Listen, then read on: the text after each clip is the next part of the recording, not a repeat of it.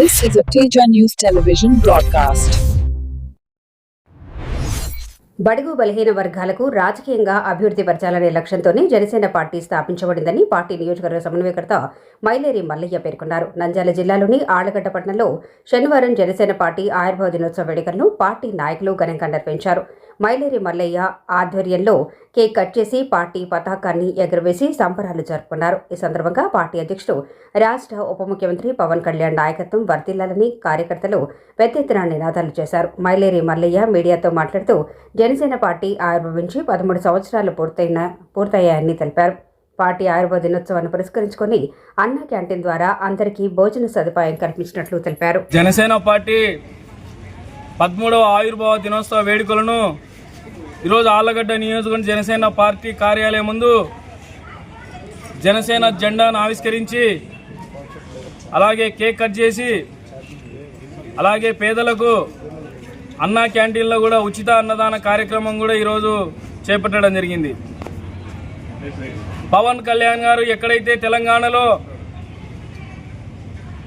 2014 మార్చి 14వ తారీఖున ఈ పురుడు పోసుకున్న జనసేన పార్టీ ప్రయాణంలో ఎన్నో కష్టాలు, నష్టాలు, అవమానాలు, బాధలు, కన్నీళ్లతో జన సైనికుల కష్టార్జితంతో ఈరోజు రాష్ట్ర రాజకీయాల్లోనే తెలుగు రాష్ట్రాల్లోనే జనసేన ఒక ఉనికిని చాటుకొని జనసేన లేనిదే రాష్ట్ర రాజకీయాలు లేవన్నంత స్థాయిలో గత ఎలక్షన్లలో 100% స్ట్రైక్ రేట్తో దేశంలోనే ఏ పార్టీకి లేనంత 100% స్ట్రైక్ రేట్తో అసెంబ్లీ స్థానాలు కూడా గెలవడం జరిగింది.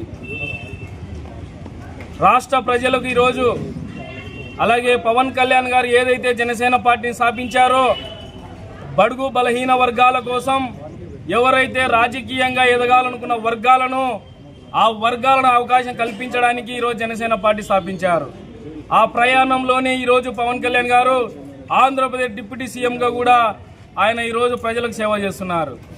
కనుక రాబోయే రోజుల్లో జనసేన పార్టీని రాష్ట్ర వ్యాప్తంగా అయితేమి అలాగే ఆళ్లగడ్డ నియోజకవర్గంలో 2029కి ప్రతి ఒక్క జన సైనికుడు అందరితో కలిసి రాబోయే సార్వత్రిక ఎన్నికలకు కూడా జనసేన పార్టీని బలోపేతం చేస్తామని కూడా ఈరోజు మేము తెలియజేస్తున్నాను. అలాగే పవన్ కళ్యాణ్ గారు ఏదైతే ఆయన ఆశయ సిద్ధాంతాలతో జనసేన పార్టీని స్థాపించారో ఈరోజు ఆ పార్టీ జెండా మోయాలన్నా ఆ పార్టీలో పనిచేస్తున్న ప్రతి ఒక్క కార్యకర్త ఈరోజు చాలా గర్వంగా సంతోషించే రోజు. అలాంటి ఈ వేదికను కల్పించినటువంటి పవన్ కళ్యాణ్ గారికి కూడా మా పాదాభివందనం తెలియజేస్తూ సెలవు తీసుకుంటున్నాను.